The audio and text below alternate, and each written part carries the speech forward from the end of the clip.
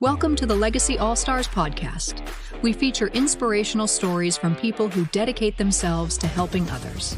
Here is your host, Alan Pavlosky. All right. This is an exciting day. Welcome to the Legacy All-Stars podcast, where we speak to inspirational people who make a difference in the lives of others. I'm your host, Alan Pavlosky, and today I'm joined by someone I've known for many years in my time in the sports world. David Meltzer is a renowned entrepreneur, speaker, coach, and current chairman of the Napoleon Hill Institute Global Corporate Division. He is also the former CEO of Lee Steinberg Sports and Entertainment, with decades of experience guiding athletes, executives, and entrepreneurs. David blends business acumen with spiritual principles, teaching others how to live with intention, purpose, and service. His mission of empowering over 1 billion people to be happy makes him a powerful voice for impact-driven leadership. His new book, Don't Do Business with Dicks, is scheduled for release in February and is available for pre-order at don'tdobusinesswithdicks.com. Welcome to the Legacy All-Stars, my friend. It is a pleasure and a privilege to be here and building a legacy within the backdrop of sports, a mission to empower others to live in abundance and be happy. Sports makes it so much easier, and I appreciate everything you've done to build your legacy and community in the backdrop of sports. Yeah, thank you, David. It's good to see you. We go way back, as we've talked about. For my audience who's newer to your work, how did your journey in sports business and personal development take shape? You know, it's really interesting because I ended up in my real first sports job running the most notable sports agency of all time, working with Lee Steinberg, who they made. Which is where I met you, actually. Yeah. Which was a blessing. And also being able to partner and be best friends with Warren Moon, which led to our 20-year company, Sports One Marketing, a global sports marketing company around the world, representing the biggest entities in sports for charity, which was a godsend for me as well. But the reason I got hired to run Lee Steinberg wasn't because I was a great lawyer or a great sports agent. When I took over for Jeff Morad, it was because I had a extensive background, not only a law degree, but in technology and venture capital. And Lee in the early 2000s saw the future of sports as a visionary with technology and venture capital. And he could not have been more on point. And we took those lessons in technology and venture and built an extraordinary sports agency as well as a sports marketing. And now, of course, a media, all still revolving around venture and technology. And as far as personal development went, it was when I was running Lee Steinberg that I hit rock bottom. I had a God-sized hole in me, and I was trying to fill it with everything but God. And that came to fruition. And my wife, who threatened to leave me, told me I better take stock in who I was and what I wanted to become. And so I sought out the great leaders like Napoleon Hill, like Bob Proctor, like Dr. Wayne Dyer, Jack Canfield, Blaine Bartlett, and was blessed to be a real student, just like I was in sports and law, to be a real student and eventually actually become a part of the Transformational Leadership Council, to be in the movie Beyond the Secret and The World's Greatest Motivators and Think and Grow Rich, a legacy, which led me to be now not just the chairman of the global corporate division, but now I am the chairman of the entire institute. Congratulations on that. I wasn't even aware that the change had taken But place. it just happened a few weeks ago, so I appreciate that. You're the man. I appreciate that. That's wonderful. You know, you've built your brand around simple yet profound principles. I've heard this from you many times: gratitude, empathy, accountability, and effective communication. Thank you. Which of these do you feel is most misunderstood? Wow, nobody's ever asked me that question, and I love that question. I think the reason gratitude is most understood is because it's the simplest thing to do in the world, and yet it has the most impact of any simple thing that you can do. Think about it, Alan. It takes 0.1 seconds. It's free. And everybody on earth will tell you gratitude will change your life exponentially, not just in a minimal way. But gratitude, the ability to find the light, the love, and the lessons in this simple yet powerful thing. And so when I think of gratitude being misunderstood, although I'm not sure everybody fully understands empathy or accountability or effective communication, the reason I believe gratitude is so misunderstood is it's so simple.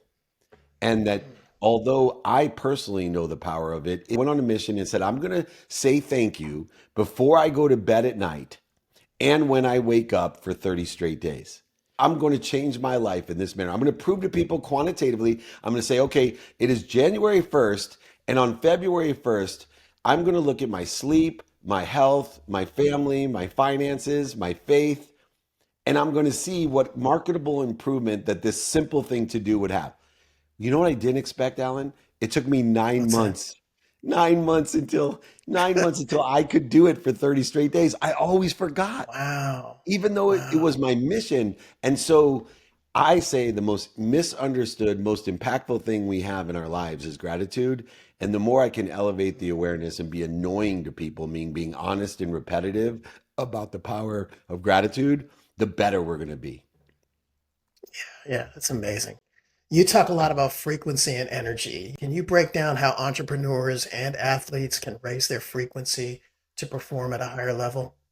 Absolutely. So let's just take into context that there's an infinite amount of energy. I'm 57 years old, about to turn 58 on January 11th, and I have more energy. Current professional athletes travel with me, and by 4 o'clock, they're sleeping in my back seat of my car. And it's not because I'm in better shape, faster, stronger, trust me, or younger, right? These guys are amazing. But the difference is in the frequency. I have learned not to interfere with the infinite amount of energy available to me. So, although they have more capability than I have, they're wasting or interfering with the energy that they have, which causes them to have more dis-ease in their day and less ease, which leads to the idea of frequency, vibration, or awareness to the dis-ease. And what occurs is everything has a frequency or vibration. Earth slowest, then plants, animals, humans, sound, then light, and then thought. And the thought that vibrates or has the highest frequency is called the truth. And so by being aware of consciously my frequency, in other words, what am I doing to interfere with the infinite amount of energy, intelligence, intuition, and inspiration I have? What am I doing to interfere with it? I need to elevate my awareness, my frequency, and my vibration to make things easy to identify the dis-easy. And so for me, that's been a key component, a shift in a paradigm. But it all stems from number one, understanding the infinite amount of energy. And then number two, understanding what we're doing to interfere with it. Yeah, I mean, having listened to and studied many of the same leaders you have in the past, I remember Wayne Dyer teaching about the word disease and dis-ease and why it is spelled the way it is spelled. So I appreciate that you pronounced it in that way and that you're so adamant about making sure that people understand what dis-ease is. That's wonderful. Thank you. And Wayne Dyer is the reason that I got heavily involved with Napoleon Hill because his works had such an influence on my life. And it only took years until people aren't aware of his works because nobody preserved it in a digital way on social media, on these platforms, and nobody's buying DVDs, books, or CDs anymore and marketing Wayne Dyer. So I needed to find a house that had a lifetime legacy like Napoleon Hill to put Bob Proctor, Dr. Wayne Dyer, and some of the other great people that have influenced us and helped us so much in our lives, Alan. Mhm, most definitely. One of your missions is to empower over 1 billion people to be happy. Where did that mission begin for you personally? First I'll define happiness and why it began because relative to that. So happiness to me is teaching people to make a lot of money for the sake of helping other people and having fun. And the reason is I've never met anyone who makes a lot of money for the sake of helping other people and having a lot of fun that isn't happy. And so I have always had the capability of doing these three things and teaching other people how to do these things. These are inherent things that I was born with. I wish I was born with as much physical talent as I was with these talents, but I wasn't. I'm a below average college football player. But more importantly, when I recovered financially from my bankruptcy, losing over $100 million, I was telling my wife I would do anything for her, and she said, "You need to take care of yourself. That's what you need to do for me, because if you don't take care of yourself, you won't be able to take care of everybody for the sake of all this money you want to make and have rebounded and made." And at the same time, my young daughter, who was 12 at the time, I have three, she came in crying. And I said, "What's the matter?"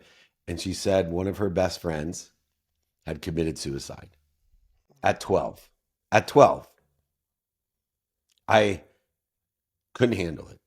I was at my beach house, which we recently had purchased. My wife had this dream house in South Mission Beach, San Diego. We had bought it in this financial recovery. I wanted to provide my wife her dreams with the success that we now, in taking stock in my values, because she saved my life.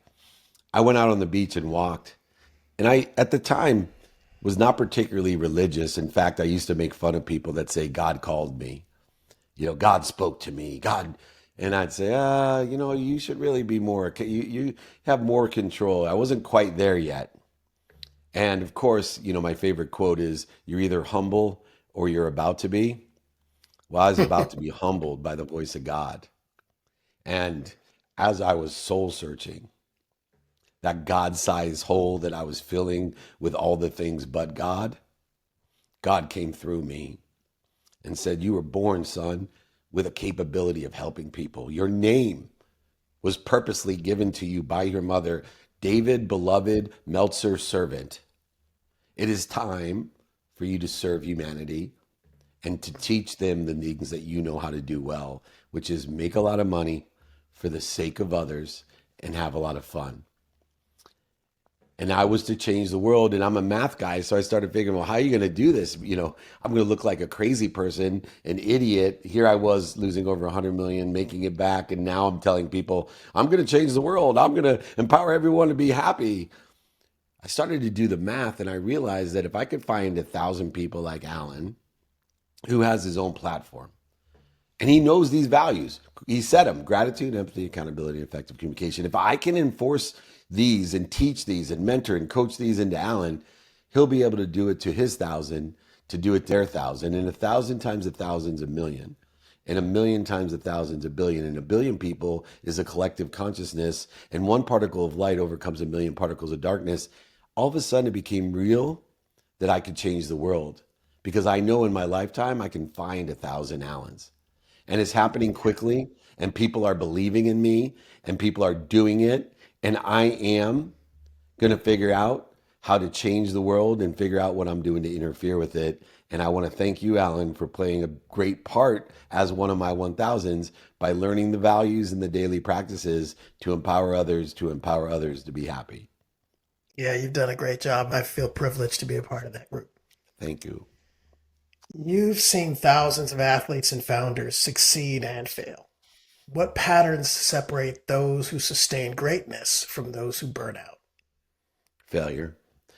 They all fail. We all fail. And it's the relationship they have when there's no evidence, or the evidence is contrary to where we want to be or better, of how we get feedback from that failure. Those who experience success have not only wisdom, the ability through humility to ask for help, to find people that sit in a situation that they want to be in, and also help other people get to where they want to be. Always reaching up for help, and always one hand behind them to pull the others up with them. But it also takes a thing that I didn't have earlier in my career, which is faith. You need faith in something bigger than you, that loves you, protects you, promotes you, and perfects you more than your mom. Because most of the days we fail. We fail, and there's no evidence that we're going to get to where we want to be or better. Or the evidence is contrary that we're going to get to where we want to be or better. And they quit. They quit before they get there. And, you and I both know quitters don't win and winners don't quit. That's the guarantee. The only difference between a successful person and a failure is someone who quits. That's the only difference. The people that learn to enjoy the consistent, everyday, persistent, without quit pursuit of their potential, their truth, will eventually get there. And things happen very slowly, then all of a sudden.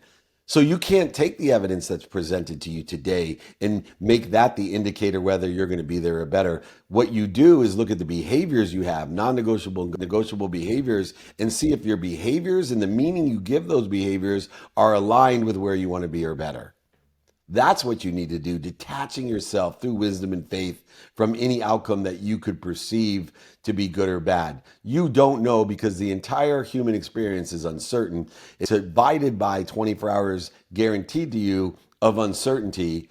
And if you take non-negotiable behaviors, you take the uncertainty out of uncertainty and you learn how to prioritize uncertainty or circumstances aligned with your devotion. That's your divine direction. That is your discipline plus faith. See, discipline will get you to do things consistently, but if you don't have faith, you're going to quit and you're going to be burned out. But devotion is the superset of discipline. See, those who have discipline and faith are devoted. They have a desire that they must be what they can be, and they're not going to quit. Those that are just disciplined sooner or later get burned out and quit. They doubt, they have fear, they look for what they don't want, what they don't have, what other people want, what social media wants, and they end up with exactly that, and they end up quitting. Yeah. You said the word alignment, which I really identify with, and frequency, which I also identify with. Those two go hand in hand, don't they? Absolutely. And utilizing a AAA strategy, getting alignment, taking action, and preparing for adjustment is the way that we elevate our frequency, which elevates our awareness, which makes things easy because we can identify the dis-easy. See, I categorize things, activities each day into a simple category. One, is this aligned with where I want to be or better, this activity, this behavior, or is it interfering with it? And if it's interfering with it, I want to shorten the distance of resistance between the solution that already exists in pain and struggle and the resolution. So when you have a struggle, a pain, the solution's already in it. It's just a lapse of time until you figure it out. That's why we call it a resolution or a resolution. And so my job is to teach you what are you doing to interfere with the resolution so that you can shorten the distance of resistance created by the doubt, fear, and anger, frustration, the separateness that's caused by that lapse of time. Because the shorter the distance of resistance, the less likely you are to quit, the more devotional you'll be with not only discipline, wisdom, but faith. Wow. Thank you. Many of our listeners are trying to create long-term legacy. You know this. I've talked to you about this. Financial, philanthropic, personal. What's one mindset shift that can help people build legacy with intention? So we've never had a capability like today to build community.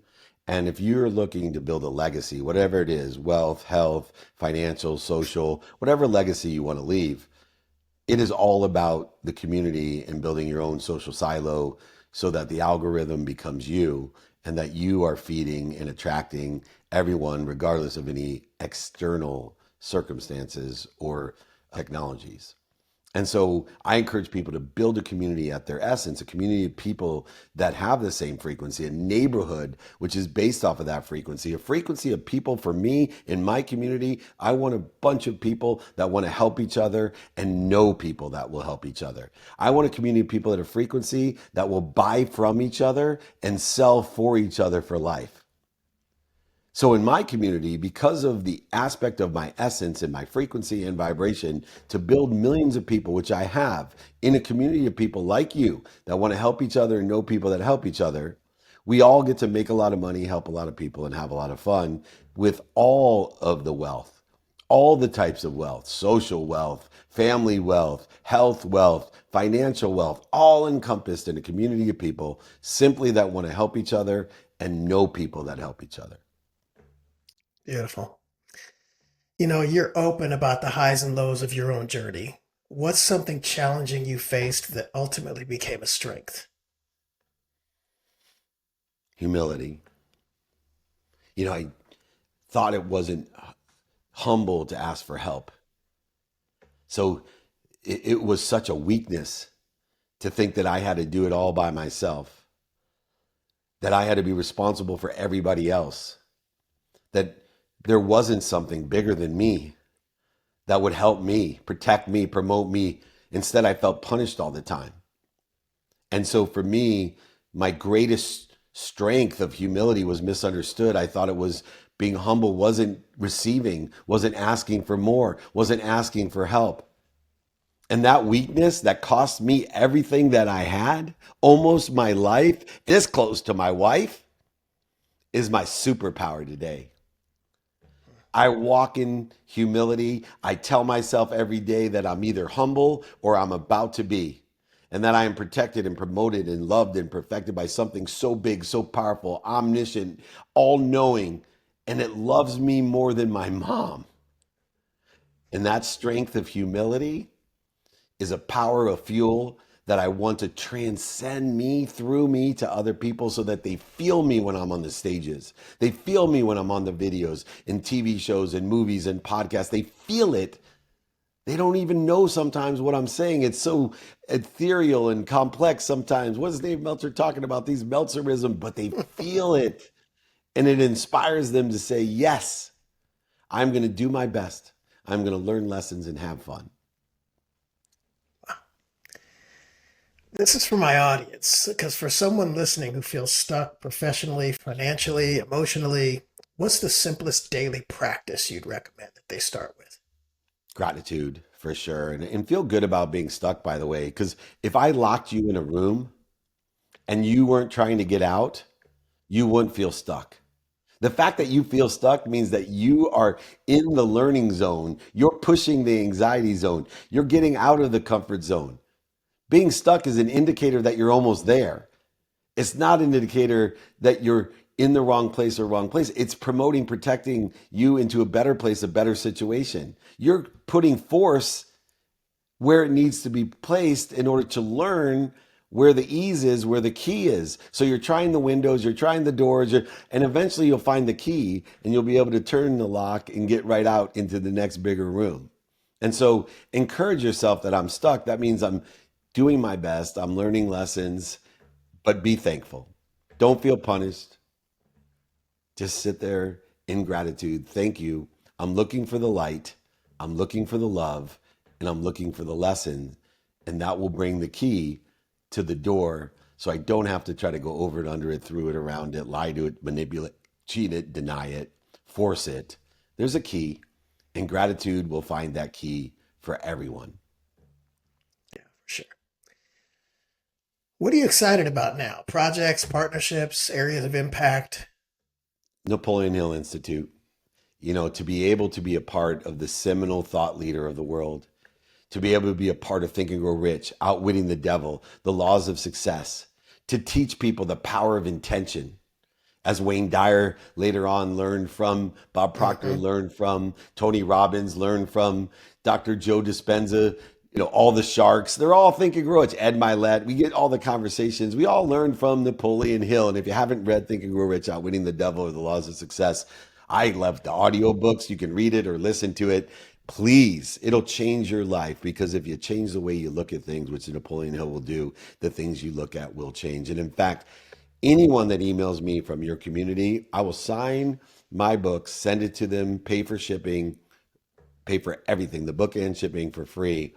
Please email me, david@dmeltzer.com, so we also can amplify the messages of Napoleon Hill. That is a very generous offer. I'm sure a lot of my audience will take advantage of that.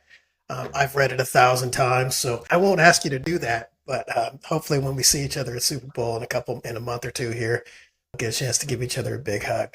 For sure. For anyone wanting to follow your teachings, where can they find you and plug into your community? There's two simple things to do. One is email me directly. I love getting direct emails. I answer them myself. David@dmeltzer.com. Ask for help, please. David@dmeltzer.com. Or just put my name in any search. ChatGPT, any search engine, David Meltzer, Meltzer, like seltzer with an M, and you will find how to find me. And I am here. My name, once again, David Meltzer. I am your beloved servant, as my mom named me and gave me my purpose and my own process and the pursuit of my potential. Alan, I can't wait to see you at Super Bowl for the launch of Don't Do Business with Dicks. We'll be at the SiriusXM studio on Radio Row, Reach TV on Radio Row. We have the Players Impact be speaking out with Ray Lewis and Mike Tannenbaum and Marshall Falk. So if you want to join me, please email me so we can get together at Super Bowl as well. Yeah, I'll be there. I was there last year at the Players Impact as well, so I saw you there, but I will definitely come and see you there for sure, and at Radio Row. David, we've come to the end of the episode. I appreciate you so much, my friend. It's wonderful to see you again. Thank you very much. I know today's conversation will resonate with our listeners who are focused on building legacy through purpose, service, and impact. I encourage our audience to learn from David's teachings. I'm Alan Pavlosky, signing off for Legacy All-Stars.